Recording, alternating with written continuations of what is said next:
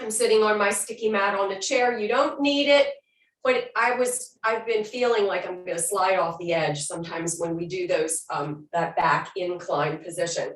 So I have that on here today. We're going to sit midpoint from the back edge of the chair to the front edge. So situate your hips squarely on the chair. You're sitting up nice and tall, lengthen through the neck, shoulders press down and back, because we focus on good posture when we're doing all of my classes. It's so important for your balance and stability. You're sitting in your chair with your hips facing forward and your thighs coming directly toward the front, kneecaps facing forward, shin bones and your toes all facing forward. And this forward facing alignment helps protect your knees from the twisting that might occur if you're sitting this way with your feet out and your thigh bones forward. So let's begin with an inhale, reaching up nice and tall. Stretch and lift that rib cage. Exhale and blow it out with a sound. Let's do that again. Inhale and reach. Stretch tall. Exhale with a sound. One more time. And exhale. Good. Let's warm up the various aspects of our body that we're going to be activating as we use our weights and add some tension. Hands right here on the top of your thighs. Let's take a flat back and hinge forward from the hips. We want to loosen up those hips now and see what our range of motion might be. So initially, maybe you can hinge forward about this far, keeping your spine straight and not allowing it to round or curl in that manner. So go forward, feel that in your hips.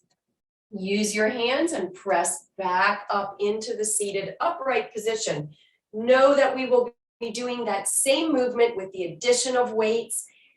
Your modification is to put a weight in just one hand and use the other hand for support. And I'll remind you of that when we get there. Forward again with a nice flat back, then reach out nice and long, stretching forward. Pull the arms back like you are doing the breaststroke in the water.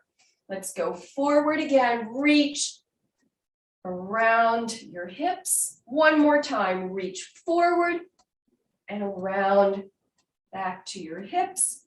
Hands back right here above your knees on the top of your thighs. Press back up into that seated position.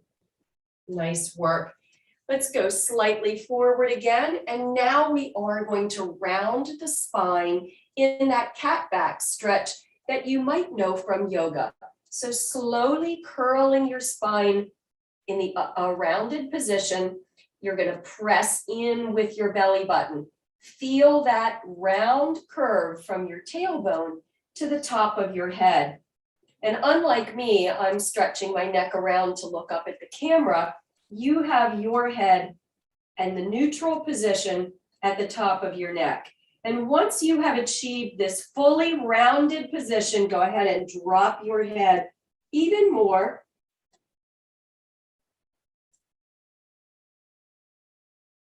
And then return, lifting the head first. And now straighten the spine slowly, one vertebrae at a time. You are still in that forward flexed position. Use your hands to press back up into the vertical upright position. Let's do that one more time. Hinge forward ever so slightly. Now press the belly button in and up, rounding the spine. Allow your arms to go forward if you're comfortable with that. Drop your head. And then let's reverse. Lifting the head back up first. Bring your arms back up here, hands on the top of the thighs. Reverse this position of your back. So you're going back to the flat back position. And now I want you to feel in the flat back position, I want you to feel a lengthening through your spine, from the tailbone to the top of your head. You can add to that lengthening by pressing your hands right here on the top of your knees. Press. Do you feel your spine lengthening from the tailbone to the top of your head? Not arching your back, but a long, lengthened spine. And relax. Press back up into the vertical position. Let's do a bit of rotation around to the side, pressing your hands right here, one on the side of the thigh, one on the side of the chair.